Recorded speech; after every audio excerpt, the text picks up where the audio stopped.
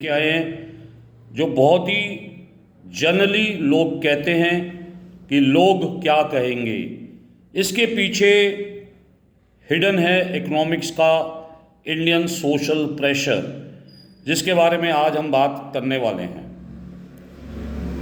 इसके अंदर core economics theory जो हम कवर करेंगे वो signalling theory, social capital and peer pressure, cost of reputation जिसको हम रेपुटेशनल रिस्क भी कहते हैं, बिहेवियर इकोनॉमिक्स, हर्ड मेंटेलिटी, साथ में एक्सटर्नलिटीज इन सोसाइटीज। नमस्ते दोस्तों, हमारा बेसिकली कंसेप्ट ये है कि इकोनॉमिक्स को थोड़ा सा इजी बनाया जाए। डेली यूज़ को समझ के इकोनॉमिक्स को समझेंगे तो इकोनॉमिक्स बहुत इजी हो जाएगी।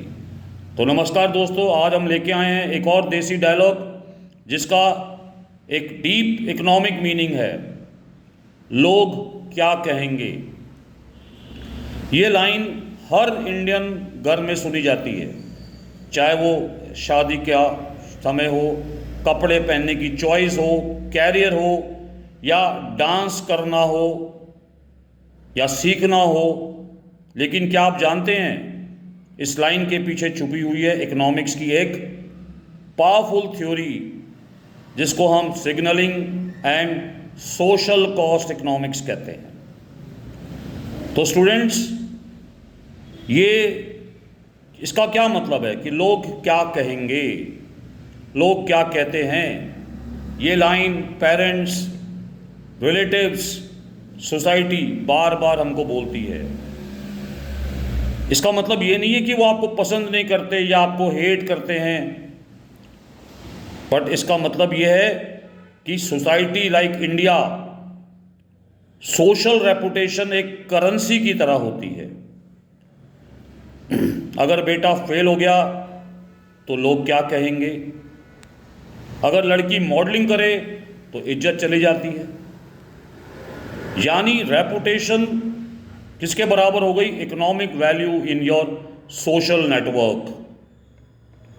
तो इसके पीछे economics behind reputation, in economics this is called signalling theory. इसको हम सिग्नलिंग थ्योरी बोलते हैं क्योंकि आपका बिहेवियर, आपके फैमिली बैकग्राउंड, जॉब, एजुकेशन सब कुछ सिग्नल करता है कि आप कि किस क्लास में हो, आपका स्टेटस क्या है और रिलायबिलिटी लेवल के हो, किस रिलायबिलिटी लेवल के हो। अगर सिग्नल पॉजिटिव हो तो इज्जत प्लस अपॉर्चुनिटी, सिग्नल नेगेटिव हो तो सोसाइटी से इकोनॉमिक पेनल्टीज। फैमिलीज इतनी केयर क्यों करती है? Why family care so much? हमारी इंडियन ट्रेडिशनल सोसाइटी में इतनी केयर क्यों की जाती है? आप सिर्फ अपने लिए नहीं, पूरे परिवार के नाम के लिए जीते हो। हर पर्सन अपने परिवार, इंडियन फैमिली में स्पेशली, अपने परिवार के नाम पे जिंदा है या जीता है। इसको हम कहते हैं शेयर्ड रेपुटेशनल एक्सटर्नलिटीज। आपका एक्शन का इफेक्ट सिर्फ आप पर नहीं हो रहा, पूरे सोशल नेटवर्क पे इसका इफेक्ट पड़ता है। इसीलिए कैरियर का डिसीजन हो, मैरिज की चॉइस हो, लाइफस्टाइल, सब कुछ लोगों के रिएक्शन के हिसाब से फिल्टर होती है। क्या ये सही है या गलत है? जरूर कमेंट में लिख के दीजिए। अगर हम इसके पॉजिटिव साइड की बात कहेंगे, लोग क्या कहेंगे, अगर इसका पॉजिटिव नेटवर्क देखें तो ये सेल्फ रेगुलेटिंग है, सेल्फ रेगुलेशन।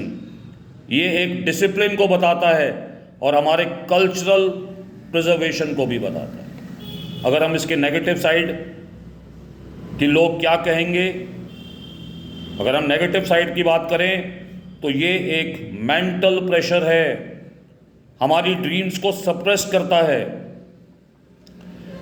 इसमें लो इनोवेशन है, सोशल कन्फर्मिटी है, सोसाइटी में हम एक जगह पे कंफर्म हो जाते हैं। ये होता है fear based cost of social behaviour, जिसको हम बोलते हैं कि डर, जो हमारी कॉस्ट आती है सोशल बिहेवियर की। तो अगर हम इसके इकोनॉमिक मैसेज को समझने की कोशिश करें कि इकोनॉमिक्स कहती क्या है, जिंदगी में हर चॉइस का कॉस्ट होता है। इकोनॉमिक्स कहती है कि जिंदगी में हर चॉइस का कॉस्ट होता है और रेपुटेशन भी एक कॉस्ट है। कभी कभी लोग क्या कहेंगे सोचना जरूरी होता है, जिसको हम इकोनॉमिक्स में एक्सटर्नल कॉस्ट बोलते हैं। पर हमेशा उसी डिसीजन को लेना, ये हमारा इनएफिशिएंट बिहेवियर भी बताता है। तो ज़रूरी नहीं है कि हम सोसाइटी के बिहेवियर के हिसाब से मूव करें, जिसको हम इनएफिशिएंट बिहेवियर भी कहते हैं। True economics value internal satisfaction, external reaction और लॉन्ग टर्म गेन्स है।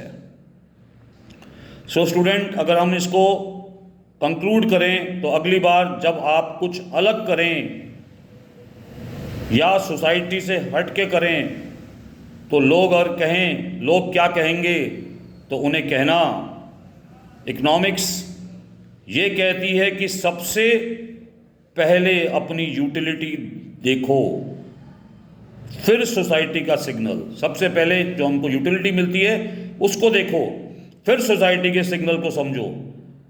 और सब्सक्राइब करो IMS एकेडमी को, जहां हम देसी बातों में बात कर रहे हैं इकोनॉमिक एनालिसिस की।